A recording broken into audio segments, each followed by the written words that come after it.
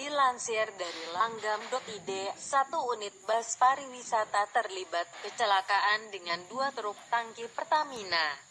Kecelakaan beruntun ini terjadi di Jalan Lintas Sumatera, tepatnya di kawasan pendakian Sitinjau Lawi, Kecamatan Lubuk Kilangan, Kota Padang, Minggu, tanggal 16 Juni tahun 2019, sekitar pukul 14.15 waktu Indonesia Barat. Dari video yang diterima Langgam, dari salah seorang pengendara, kecelakaan lalu lintas ini tampak menimbulkan kemacetan arus lalu lintas Padang, Solok. Pasalnya, badan bus pariwisata dan truk tangki yang terlibat kecelakaan melintang di tengah jalan. Bus pariwisata juga menabrak dinding tebing di sisi sebelah kanan jalan. Bus tersebut melaju dari arah Solok menuju Padang, sedangkan dua unit truk tangki Pertamina melaju dari arah berlawanan atau Solok. Kecelakaan tersebut membuat kaca depan dan sisi kiri bus pariwisata pecah, sedangkan truk tangki mengalami kerusakan di bagian depan.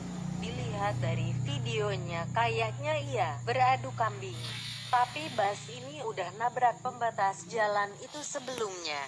Pas kami iringi dari atas Solok, bus sedikit melaju kencang, kata Rina, salah seorang saksi mata yang berada di belakang bus kepada langgam.id. Kapolsek Lubuk Kilangan Kompol Zulkafde juga membenarkan kecelakaan tersebut. Pihaknya sedang menuju ke lokasi kejadian untuk melakukan penindakan agar kemacetan tidak diperparah.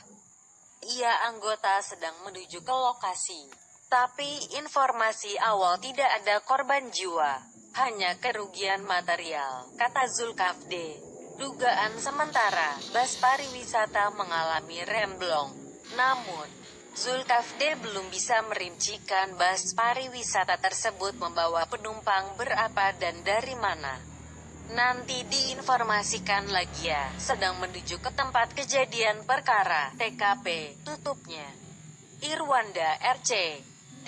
Sumber video RPM Channel. Jangan lupa like dan subscribe channel ini ya.